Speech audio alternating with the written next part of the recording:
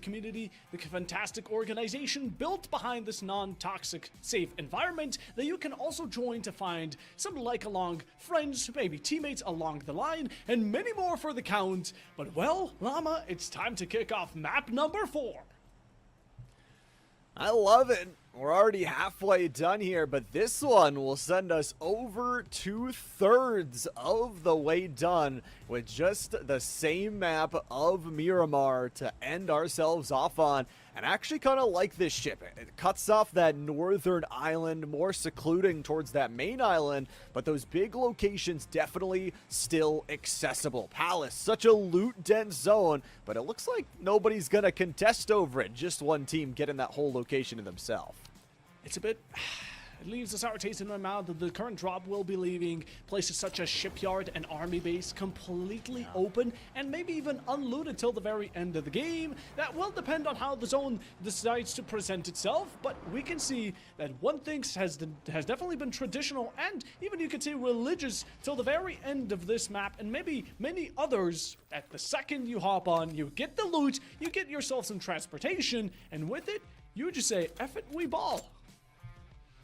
Yeah, I mean, that's what you've got to do at this point, right? If you're a team that is further behind, especially, these are two teams that are going to be dueling out. Mira, not far behind from other teams. They are currently in the #1 spot, but it's all about that 4v4 entry. This is going to start as an isolated 3v3 and a 1v1, but TVA, they get the better of it. Cowan Zine with the shot. He'll have to put in work because the team is falling to pieces all around him. Oh god, not like this! Mira, a mere second after they dropped.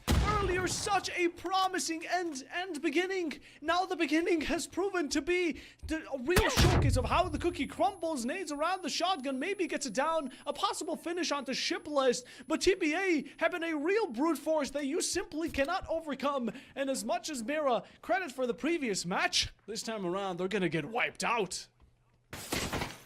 Alan's seen the problem is there's 4 players and only 2 bullets in the shotgun here. There's a long-range shot that connects, but Mira does not get a single kill. Eliminated at 16th and busting down the door for any team that wants to steal their #1 spot. 4 kills. 4 kills and not even 3 minutes have passed us. TBA have gotten down a team wipe. This may be the fastest aggression and initiation we've seen yet up until now, but things are about to escalate in any given moment. Just give it a couple of minutes and Fairy Tale, look at them cooping up together. The wheels coming in together, nicely reserving some seats for each other. Also, scouting out information. Now, why people do this, if some of you may not be aware, they drive around, they see if there's anyone they can spot out, and as spread as they are, they can nicely bunch up together on them from multiple directions until the team is done. Now, talking about done and dusted, Tratantes here have gotten themselves a very nice placement earlier, but not much kills. Maybe that's going to change this time around. The 5 points in total for this crew after 3, and Typhon making sure that doesn't change. They get the first kill onto the fragger of Dark Hunter, and Garrick has just been really consistent over the course of the day. Typhon, a team that's kind of in the running down in 19 points, but realistically, they need a double-digit game to keep themselves in it here. Oh yeah, they definitely do. We've seen the differences from #1 to #2 and then to #3 spots in the overall ranking. Well, that's definitely going to be catching us a bit off guard, but Typhon, as much as they are greedy, they need to get some extra kills. Do keep in mind, the #1 and #2 spot are racing for 1 point between each other. Mira have technically already been surpassed by this point, but the other teams fall 10 to even 20 points behind. There's a pretty large gap. And honestly, for Mira, sad to see them go. It also means the leaderboard could close in a lot. We'll have to watch what Chop Tins do in terms of their performance. Already 1 chicken dinner under their belt today. But Samler, a team that started as the first team eliminated on the day, have really bounced back well. Bounce back they did. Now looking to have themselves a good roundabout as well. Barbarians, there has been a lot of teams right now in the early stage of the game who have been proving quite well, and what a shot from the rocket. Boom, it goes, and Samler, another one falls. Hollow to the knees, drop it nicely down, and a simple Barbarians are stating good facts. They are not here to play games. They are here for absolute demolition. Rolf is down to 20 HP. After the heal, should be a little bit healthier. But Xerath is down. At this point, you've got the 2 kill confirmations, but you've made everybody else around you very mad. And the true winners of this could be Empire, who take Rolf down to a single smidgen of HP. They could come into third party, both of these two teams. Yes, indeed they could.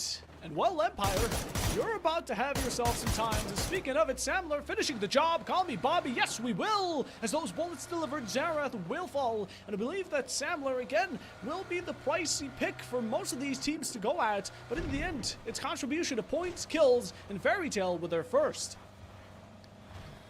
Fairy Tail, I feel like a team that has just been picking up a lot of team fights. They have some placement points. They've kind of mixed that with the overall limbs. They currently sit at 4th with 27, so it's not too bad of a placement, but at the same time, you need to have a consistent game. This is game number 4. You're running out of routes to escape back to that top 3 unless you find some of those early kills. An early team we talked about for Storm on Request, who's sitting in 8th, is going to look for a little bit of a trap play on the bridge.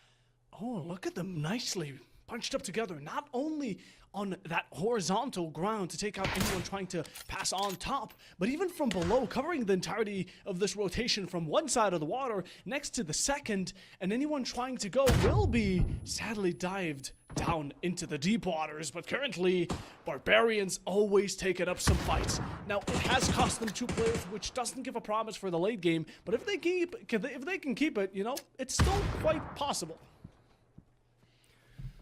Bigger question, though, for the Barbarians is, what do they do with this game? I mean, you're talking about a team that has only earned some elimination points, 4 in total for them. The good news is, you've already got 2 kills here in this game. You've already shown a little bit of improvement, but with only 2 players left, this is such a unforgiving map to not have your full crew, and Rolf is looking to finish them out.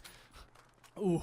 Oh, ouch. Oh, that rifle, we've seen it collect so many souls, and yet another one is Samler. Rolf, you are the final chance that Samler have. Pick up the kills while you can, get the final one from Barbarians, and you're going to be let off a bit easier, as now there's going to be space, there's going to be control, there's going to be shots, and down to 1 HP. Just that final tick, a fart, a blow of wind will be able to deliver the final one, and right now this nade could be delivering it, but while Rolf was trying to chuck and perfectly nade this player out, he might have gotten 1 kill out of the finisher. But what matters is the fact that the heal has come out for the final Barbarian.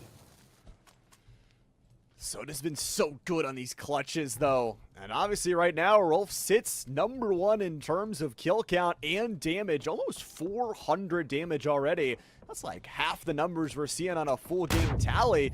Rolf is going to dodge away from the nade, and just really nothing left in terms of the heals. Is going to slowly get that increase back in the height and take Soda down to half HP. Oh, half HP it is. Now it's down to this duo. This may be one of those Western standoffs. Well, it certainly proves that one. Shooting through the bullets, you reveal yourself for another. That's going to be some pixels to be shot at, and currently Rolf is fighting for his life. And same goes for Hit Me as well. Now he's healed up, he's patched back on to full HP. Gotta get that hydration going. Some electrons all around through the body, and Fairy Tail in the process have been having some strolls around MFP Town, trying to take out every single one that steps in their way with a second kill around.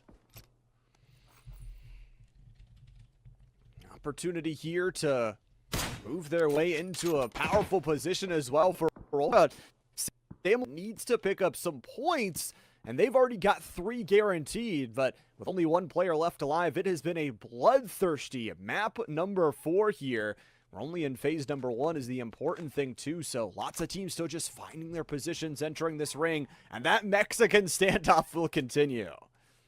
Oh, yes, it will, and I just wonder how much longer we're going to have it. I mean, who will truly come out as the winner? Rolf and both the final Barbarians have been going toe-to-toe, neck-to-neck, eye-to-eye, whatever you want to call it, constantly on a tempo. But taking a second look, a bit of attention away from that duel as it's still ongoing. Grove Street, the first champions, maybe to be the 4th too, are currently nicely bunched up together, just having a bit of a chat as it all hopefully will be unveiling before them. But we're back here. Oh, the Car 98. It's looking for some heads to click on, and you don't connect the shot, but as long as you keep that distance, you're keeping yourself safe. Just feels like it's gonna be an excitement point for either one of these two teams that take the kill. I think the most anticlimactic thing that could happen would be Empire comes in and steals both of those kills, but stealing kills, Ayagore knows how to do that. They were one of the few teams that made it towards that kind of end zone area entering that last one. The problem for Ayagiri right now, they sit at 7th with only 18 points to their name. They need a huge one here in Game 4. A huge one indeed, and well, here he comes on the bike, ready to ride and maybe cause some mayhem. Aogiri nicely bunching up. Again, we love the team effort coming about, and some chemistry is always to be appreciated and shown. But now, let's take a look at 7 Gaming as they have eliminated Stratantes in a matter of moments. With a snap of the fingers, as simple as that, they have been done and dusted, and that's the second team to be eliminated in map number 4. Grynix, the huge nade to open that one up with the damage. But Typhon, they've got an interesting little team fight with another team right around the corner, right around this hill if they really want it. And they're a team that, again, has been quietly consistent. 19 points in total, but Empire says it's Michael's turn. You're going down. Oh, you're going down, and Shinobi might be the one to follow down that line nicely, putting himself into a domino-like position. Aogiri's fall, that's another one for the count, and Grove again going to be on that race-back game, trying to get back into the position they currently held at the very first. Maybe they might be just a bit stuck in the past, but the present is what matters. Looking forward to a positive future. Typhon having some trouble with this one-down player, and these forests, oh, they're looking down for the final kills here, as we're seeing Empire even be struck in the process. Empire is a team that needs to be a little bit careful. It always seems the third party is the one to take them down. But Typhon, with Carrick down in their own right, they'll take Gustav down. And all of a sudden, Empire is trapped between the gunfire battle of their Typhon opponents. Michael will go down. It's all down to Shinboy and XP to try and clutch this one up as 2. Ooh, chop chins. We lost a player there. Definitely none going to be looking the best. Now spicing it back up, while Savage has had a retaliation of their own. They lose one, but it's not a full job just done yet. Gotta get the quota fulfilled, and so it does, as only Bukawao will fall to Fantasy's hand. That's the shot for the Og. Will claim a life for its own, and Chop Chin's down to 2. Going back to reevaluate, get the things back together and nicely pack up before anything comes back to catastrophe, as Typhon in the process again still in the action. They're gonna get some huge finishes, and I mean, they've kept themselves up to 4 players strong. That is a huge sense to also get 3 kills in the team. And you look at the inventory as well. Helmets, armor, AUG with 250 bullets. What more could you want? I mean, maybe some Molotovs. That would be my choice. That would be definitely a stylish way of going about it. And look at this circle. Now we have ZVUK and Typhon in the very middle of it, but a lot of teams are going to have to slowly move out. Now we definitely have a rough minute still to go around, and nicely make your step towards the right direction. But while you're doing so, be cautious. Teams are constantly on the lookout, very wary of it, and also make sure you don't get driven over while at it. The Mini 14 trying to push away some of the extra opportunities with that sniper shot. The MK12, different DMR selections from these different players, and obviously what you want to kit out is going to be ideal and take into those late game scenarios. Grove Street, a team that has not really found any kills so far this game, but we have seen their kill potential in previous games. Oh, get the drum roll going. Grove Street are now making a move. I believe all 4 players are on the same track, know the idea, but Aogiri are the ones waiting for them at the very top of the hill, waiting to set up a bit of a booby trap and nicely set it in stone. Typhon, this one shot could be changing. Grove Street Vox says, we'll make sure it counts for the least. But although for now, the entirety of Grove, like I said, placement seems to matter a lot to them, but it doesn't matter a lot to the side of Barbarians, as the 1v1 has come to an end, and Samler's Rolf will be the one to prevail. It took them long enough there. A nice little care package show here. The DVS Shoddy, along with a level 3 vest and a helmet. So the usual stuff. Would have loved to see a sniper in there, but Grove Street on this cross. They are already going to knock down one of TBA. But unfortunately for TBA, they just haven't had the day that they've wanted. Sitting in 12th, and look at that! Fairy just decimated every single member of Savage. Oh, no mercy! Fairy, again, they have been fantastic with their gunshots. It's just longevity that tends to really bring the down to them. Now, currently, TBA, they're just looking around again, finding themselves very close to Grove Street and possibly even in contention, getting that fancy car, have that Cheetah run up to them and nicely take a bite off, or just go in for that information. Again, there are more players here than there is Grove, at least from what it seems, when it comes down to this bunch on top of the hill, but still sticking about. Crossco waiting and seeing, but will he be there to find out about it? Gonna be MFG Clan falling next. 7 Gaming, the one to rip their hearts out with Grynex, who's been very consistent this game. 7 Gaming, that'll put them over double digits on the overall day. Here in game number 4, still 2 chances left. So if you can have 3 really good games from 7 Gaming, can definitely be a standout. But for Grove Street, they want to stand out right now. Some huge shots from the AUG, the 5.56 ripping into the car, as Grove Street now needs to make their footwork move back into the zone. Oh, Seifu, they found the crack in your armor, and your teammate, he's facing some trouble as well, as that's down, about to be a finish, but oh no, stepping in will be Awagiri for the support, finds it down onto Flores, maybe looking to finish out a second as well. Those shots are coming in, nicely tracing, also popping those tires, but Shinobi between a bout with the side of Storm on request. He'll be requested to leave the battlefield, as now everything is covered. You cannot see a single thing, and Hellro just waiting for someone to leave that smoke and looking to shoot him on sight. The 4X on the Dragonov will try and put some fire breath here. Chop Chins is out. A perfect nade from Lucid Freak will take one down and eliminate the other. So that is a huge team to take out. That is, by the way, both number 1 and number 2 out from the overall leaderboard. Out they go, out of the field, out of the range. And Awagiri, they simply will not stop with his barrage of bullets down to the very edge of the storm circle as it begins to move. This may be the final downfall. There are any last moments from TBA as they simply either allow them to be points for another team or just ride out in style fashion, hope to recover. And in the meanwhile, I don't think that's going to be allowed. Sheik does finish it out. That's Flores for the final. Empire still facing a lot of shots back from Storm on request, which they do return. For Dogs, we haven't seen much of them this time around, besides when they're the ones being killed and picked off.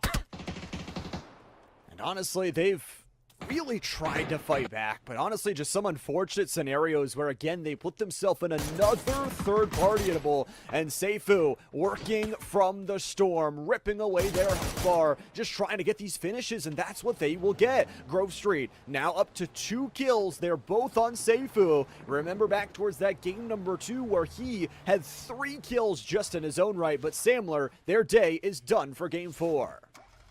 Oh, and 4 Dogs could be following quickly. Sada falls, and that's just an extra. We see 4 Dogs have been completely cornered, backed up against a wall. 1 down, 1 more to remain, taking long shots. You don't connect, and 7 Gaming know about your location and finishing the job. 4 Dogs will be out to the name of 7 Gaming, and now it's only 8 teams alive with Lama. You know that means the next one to be taken out will be the final one to not receive any placement points, and that will be TBA. TBA falls, a team that, like we said, hasn't had the best day overall. They've taken some early fights, they've gotten some elim points, but they're in the bottom 8 and will probably remain that way with the overall point total here. But for Storm on request, a team that we said is still fighting to stay in that top 8, Cadel, a consistent player, able to snipe out a headshot and get a down onto one of their Grove Street opponents. Storm Under Crest has another just really good position. Consistency and zone positioning is the name of their game.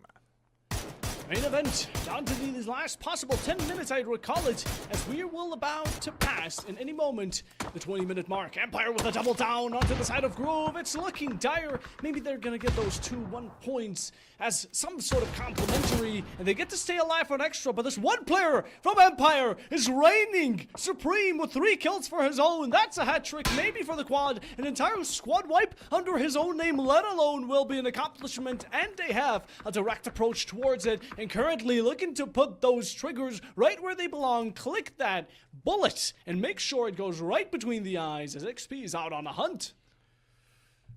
XP armor broken. For Vaso has very, very minimal armor left in their own right.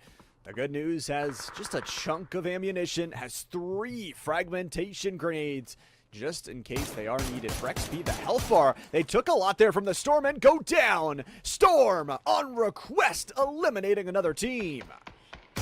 Yeah, XP got those 3 kills, but with it, he also shot himself in the foot, as that will be determining where his position is. People will track him down, and Storm on request, they're taking any benefit they honestly can. A down onto 1 from Typhoon, they're looking to approach the situation, and look at this rain! It's a team up, a gank, whatever you want to call it, but they are absolutely tagging it through hand in hand, above from the buggy, and all of a sudden, Typhoon are still fighting back. 3 downs on the side of Storm on request. Some are returned, some are finished, but it's all a mix of absolute chaos. Amidst it will be none other than these 2 teams. Grove will fall, the final one due to Storm and an unfortunate circumstance, but the top 4 now remain. And like we said, Typhoon gets away with it for just another, but these revives will be necessary.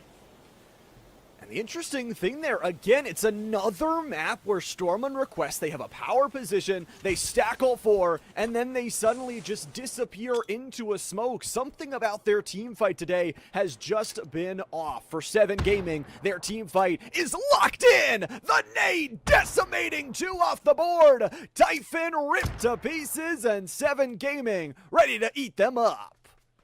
Shrapnel Nade utility, the biggest bad wolf knocking at your door, and 7 Gaming, they're gonna be getting it down. Will it be enough? Certainly not. 3 out to Typhoon, and it is looking all red. Skull emojis all across the board, and a finish onto Tiny, looking small, 6 foot under, quite short if you ask me. And one last to stand, shoots back and connects. 7 Gaming fall, but it's a finish by the thanks of Purrs, who puts a stop to it. The final foot down, and the final 3 remaining. Our Geary Fairy T stacked, 7 Gaming with 2. Will that be enough for them to come through?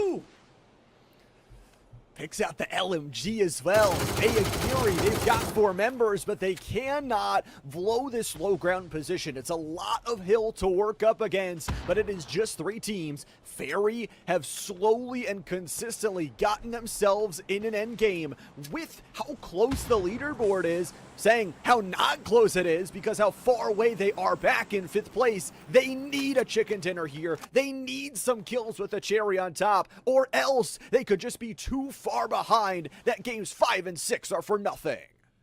The lurk from everyone is astonishing. Look at them just nicely crawl around. Geary again, the second they hear the shots from Fairy Tail and 7 Gaming, they're going to take on the team that has the most players, so they not only get the kills, but also secure themselves a very positive situation. Maybe wait for them to battle it out, but the close in between 7 and Fairy Tail here is going to be huge. Getting some leverage in for the side of the 2 teams that have all 4 players remaining. I'm just wondering if 7 Gaming's hatchet might have already been buried. Sinking slowly already here. They are not in a great spot to battle their way through, but for Fairy Tail, they're the ones that actually have to work from the outside of this zone inward. Geary, the headshot from Brightside takes them down to all 4s. Brightside, and it all turns dark. Fairy Tail with a very good beginning. Driving in Geary, they need to find these pickups, but a second one thanks to Brightside as he gets it, applying the pressure onto the wounds, making them hurt, and a down by the Storm. 7 Gaming are fighting a battle with ghosts. Geary and Fairy Tail having a major fight off, while the entirety of 7 Gaming are just trying to survive the storm, the down, every single piece of utility, but shots are being shot, you're cornered up, a single nade will be able to finish the job, you peek, you take damage, a down again, and Brightside is carrying, his back must be aching, oh it's hurting so much, but those lats are growing as a finish on to 7 Gaming, a down, a double, oh Fairy Tail are looking absolutely ludicrous currently, and looking to find themselves a natural 20 in the current dicey situation. That was the final name, but it doesn't even matter, because the calendar strikes April, and Fairy, another taken down to the knees. Boy, what a story this would be if they could form a comeback from the lower 5th position. It's a double finish for them, and now they just got the cleanup crew. 7 Gaming lost that full member towards the storm. Fairy Tail is on a 10 ski, and Aogiri only has SH to battle their way from it. Reeling in one after another, Aogiri and 7 Gaming have only 2 more left to be caught. Hook, line, and sinker. As 7 Gaming, they will not allow it to win so easily. But time is out. The final tick is there. In a millisecond, he couldn't get it. Aogiri, the final one. That's a down. Not going to finish out. No points for contribution. Rather, just trying to go for the entire team white. He simply locked in. There comes the smoke, but what's coming around the top side? You find some headshots. You find some bodies. But what matters here is that you need to make sure the job is finished to even make it count in the first place. From the sidelines, you're getting taken out. A coup de grace to be delivered. Not just yet. The final nail in the coffin for one of the players. A second one to be downed. And it's about to be a 1v2 position for the side of Aogiri. That res is still available for Fairy until, for a few more seconds, Brightside is most likely going to fall. We'll go down towards the timing here, and it's all down to a 1v2. You've got to watch those AUG bullets, though. Only down to about 110 on the overall inventory. The 6x, though, on the Mini could aid in the 5.56 reservation. One more thought in the mental of Aogiri currently will be no one left behind but yourself. You are the final hope. You could come out here with a beautiful clutch. Now the smoke may be able to prevent that death from coming around and visiting your doorstep for just another moment, but Fairy Tail, it will sooner or later come around. The shot, the final, winner, chicken dinner. We eat them up just like that. And Fairy Tail, map 4 winners for ourselves, trying to climb the rankings in the final opportunities. And well, in the very end game, the second they found that 4v1v1, I think it was already buried.